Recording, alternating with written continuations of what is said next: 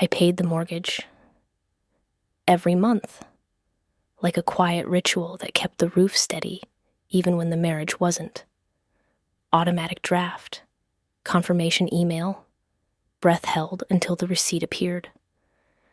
I didn't miss a payment, not once, not when my car needed repairs, not when my mother's medical bills came in, not when my bonus got delayed and I had to shuffle money like I was playing cards in the dark. I paid it because the house wasn't just drywall and wood. It was safety. It was proof my life was real. And my husband, Derek Harlow, took the credit. He took it in small ways at first, the kind you can laugh off if you're still trying to believe you married a good man. At a late summer cookout, our neighbor Craig lifted a beer and said, "Derek, you're doing good, man. This place is impressive." Derek smiled, humble on the surface, proud underneath. "Just working hard," he said. Then he put an arm around my shoulders like a trophy stand. I smiled too, because I'd learned which truths were allowed in public. Inside my purse, my phone buzzed with the alert I'd set up years ago. Mortgage payment posted. $2,847.63 from my account. My paycheck. Derek's applause. I told myself it didn't matter. Marriage isn't a scoreboard. It's a team. It's compromise. That's what I told myself every time his mother pointed at the house, like it was his achievement. "You're lucky," she'd say to me, meaning lucky to be chosen. He's such a provider. I was the provider. I was the one with the stable salary at the logistics firm, the one who worked late, who solved problems, who made sure the direct deposit hit on time. Derek worked sales, charm-heavy, commission-based. Some months he did well, some months he didn't. And in the months he didn't, my team became my silent labor, and his became the story. The first crack showed up in a letter from the mortgage servicer, the kind of plain envelope you usually toss aside. It was October, the morning air crisp enough to sharpen everything. "Notice of escrow analysis," it said. "Property taxes up, insurance up, expected." But then my eyes landed on a line that made my stomach tighten. "Borrower of record, Derek Harlow." I sat down at the kitchen table as if my body understood before my brain did. We bought the house together. I remembered the closing, the sterile office, the notary stamp, my hand cramping from initialing. My name should have been there as loudly as his. I opened the county property portal and searched our address. The record loaded, owner, Derek Harlow, not co-owner, not joint, just Derek. For a second, I honestly thought it was a glitch. I refreshed. Same result. I tried another browser. Same result. The refrigerator hummed like nothing in the world was wrong. When Derek came home that evening, I held the printout in my hands. "Why does the county show you as the owner?" I asked. He didn't look surprised. He looked irritated, like I'd asked him to explain a decision he'd already made. "It's paperwork," he said, tossing his keys into the bowl. "It's fine." "It's not fine," I said. "I'm not on the record." He opened the fridge, cracked a soda, and took a sip like he was watching a movie. "Babe," he said, "you're on the mortgage." "Am I?" I asked, holding up the escrow letter. "Because this says you're the borrower of record." His eyes narrowed. "Why are you digging?" he asked softly. That soft voice. The one he used when he wanted me to feel like the problem. "I need the closing documents," I said. He smiled, small and controlled. "You're being dramatic," he said. "We're married. It's our house. Our." A word that sounded like safety and functioned like a leash. The next morning, while Derek was at work, I called the title company and requested copies of our deed history. 3 days later, The envelope arrived. I shut my office door like I was hiding something shameful and laid the pages out on my desk. There it was. A quitclaim deed, recorded 6 months after purchase. Grantor? Me. Grantee? Derek. My signature at the bottom. My name? In ink? In the shape of my signature? And yet not mine. It was close enough to fool someone who wanted to be fooled. But I knew my own hand. I knew the way my L looped, the way the tail of my N curled. This was stiff, traced, slow. My mouth went dry. He hadn't just taken credit. He'd taken ownership. I flipped to the mortgage note. Both names were there. He kept me on the debt and removed me from the asset. I stared at those two facts until I felt sick. Then I did the thing I'd avoided for years because it felt like admitting failure. I called an attorney. Her name was Marisol Grant. She listened without interrupting, asked for dates, asked for copies, asked where I was on the notarization date. When I told her, she didn't flinch. "This is fraud," she said, "and likely forgery. We can file to set aside the deed. We can freeze transfers. But you need to understand, he will retaliate." I swallowed.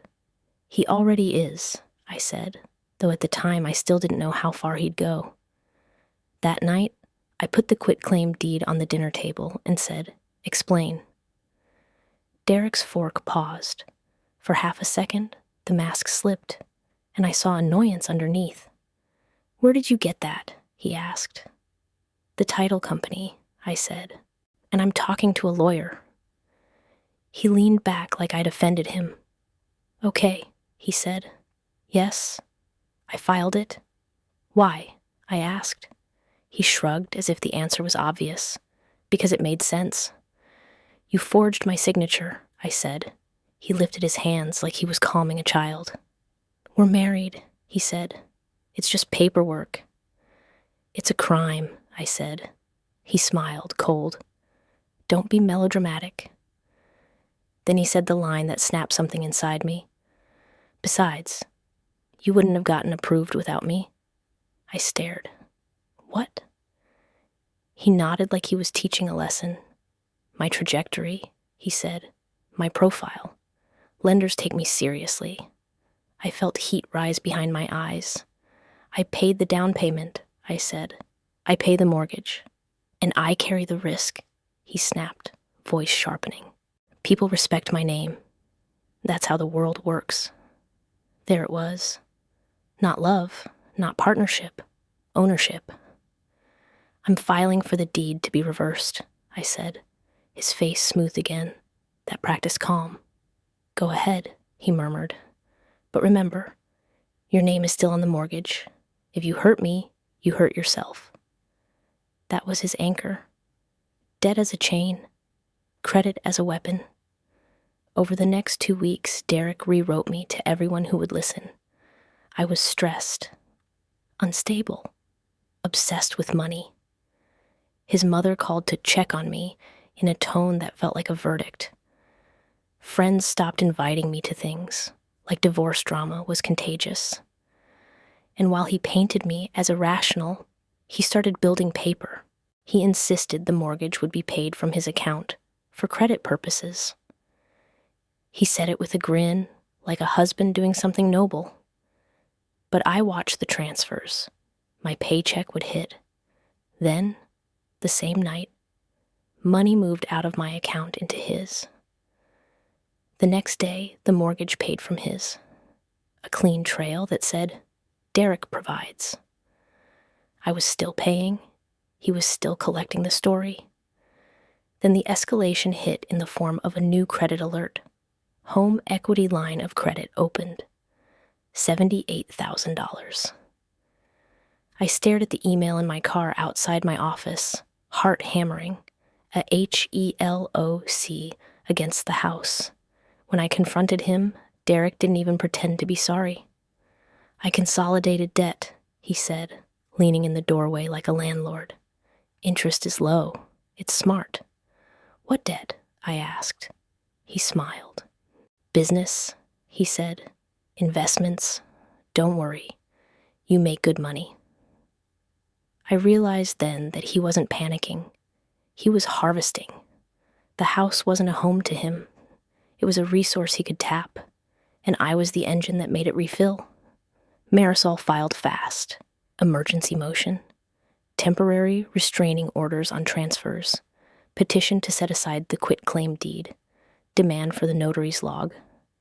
She told me to gather proof like my life depended on it. So I did. I printed pay stubs. I pulled bank records. I highlighted every transfer that showed my money funding his payments. I saved text messages where he told me, "Send it to my account and I'll handle the mortgage." I backed everything up to a drive and left a copy at work because I suddenly understood that betrayal isn't just emotional, it's tactical. Derek's retaliation arrived exactly the way Marisol predicted. He drained our joint savings account, leaving a few dollars like a joke. He canceled my authorized card. My credit score dipped, not because I spent, but because he wanted me to feel unstable. Then he changed the locks. I found out with grocery bags cutting into my hands, key refusing to turn. The door opened from inside. Derek stood there smiling. "It's my house," he said. "My things are inside," I said. "You can come in," he said, voice gentle, "as long as you don't make a scene." I walked past him and went straight to my office. My file cabinet was open, papers scattered. My backup drive gone. I turned cold all the way through. "You stole my files," I said. Derek leaned on the doorframe. "You mean my files?" he asked. "You've been taking documents that belong to the house." He wanted me to panic, to lash out, to prove his story about me. So I did the opposite.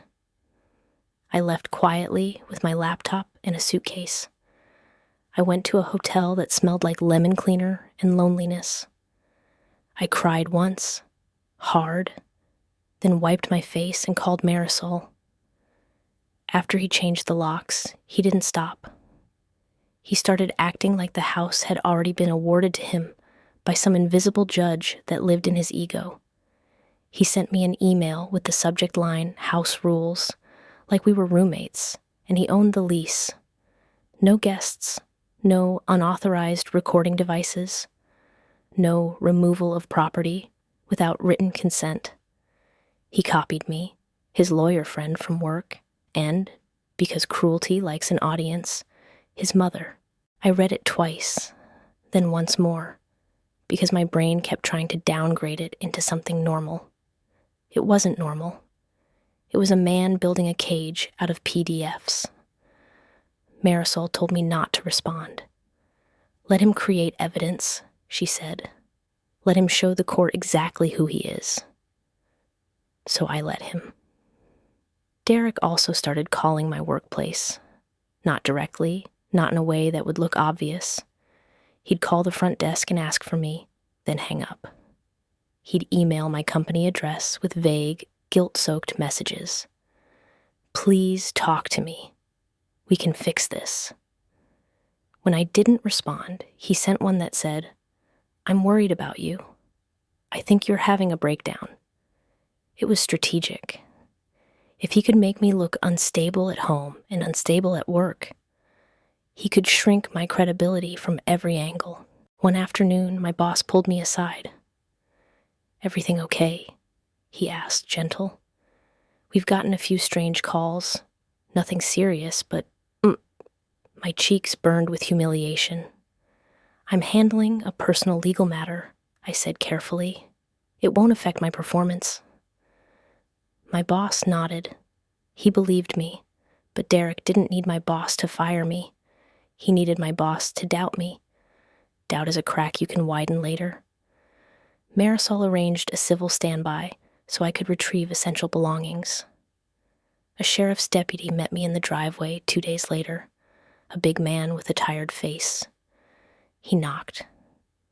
Derek opened the door with the smile of someone who thinks uniforms are props for his story. "Ma'am," the deputy said to me, calm and practiced. "You have 15 minutes. 15 minutes to collect pieces of a life." I walked through the house with my heart thudding, trying to decide what mattered.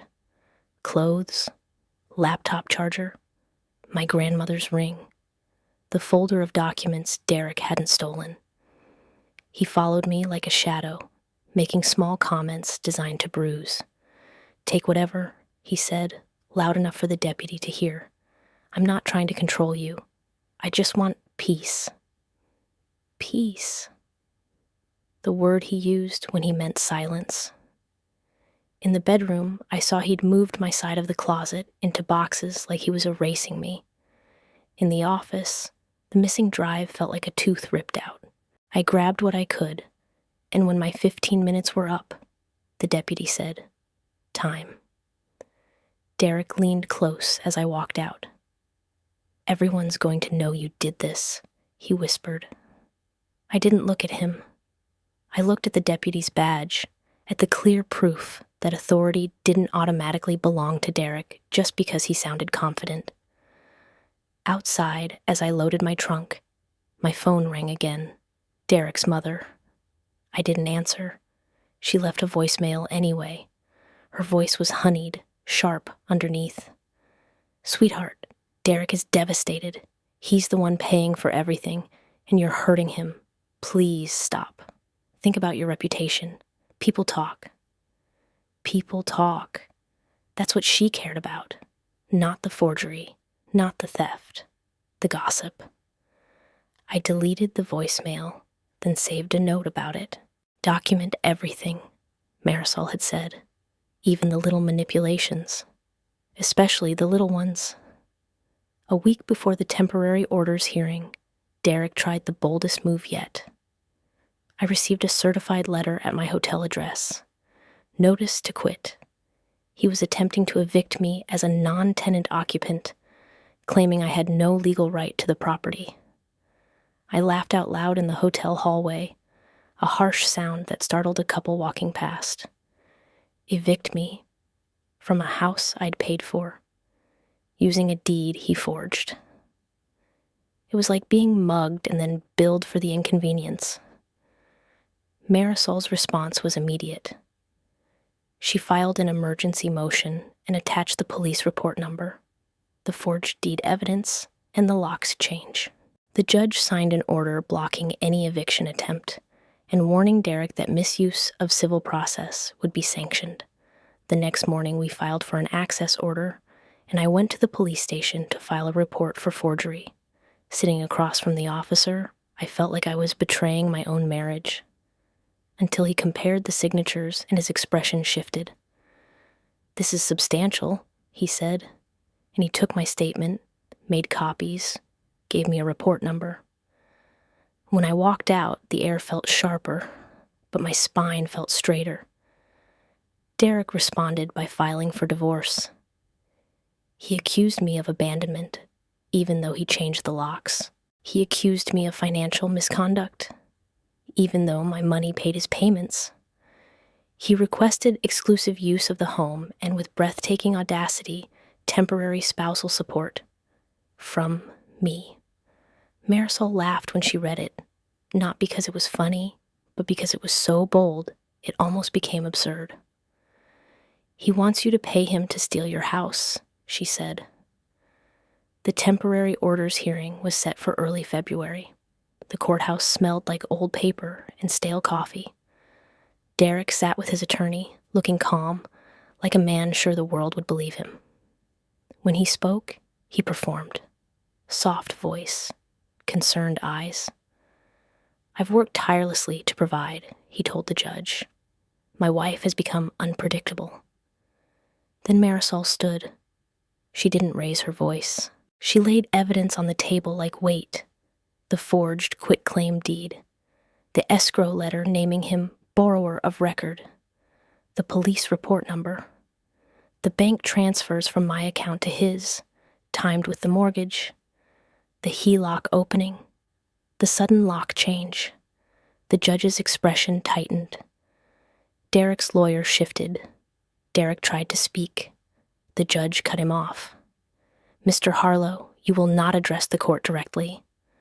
Marisol asked for exclusive use of the home for me pending title resolution, a freeze on further borrowing, and full disclosure of Derek's financial activity." The judge granted it. On the spot. Derek was ordered out of the house.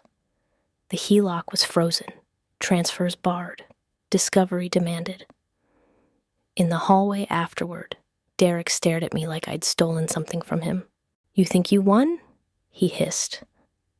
"I think you're about to meet consequences," I said. He laughed thin. "You can't prove anything," he said. I didn't answer because proof was already stacking. Marisol subpoenaed the bank, the mortgage servicer, the HELOC application. When the documents arrived, the next layer peeled back. Derek had opened an account at a different bank under a business name, Harlow Venture Group, LLC. He'd funded it with HELOC proceeds. He'd also used the mortgage payment history to make himself look stable to lenders, because the payments came from his account, because my money flowed through him like a pipeline. He wasn't just taking credit socially, he was cashing it in financially. I felt sick in a new way, the way you feel when you realize the person you trusted didn't just lie. They engineered. Then my mailbox delivered the next escalation, an audit notice, IRS, joint return, my name. I sat on my kitchen floor, letter in my hands, and laughed once, because it was either laugh or break. Marisol's voice went tight when she saw it. "He filed an amended return," she said, "without you." "We didn't itemize," I whispered. "He did," she said. "And he used mortgage interest and business expenses."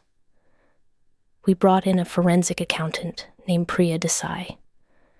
She traced the money and the filings with calm precision.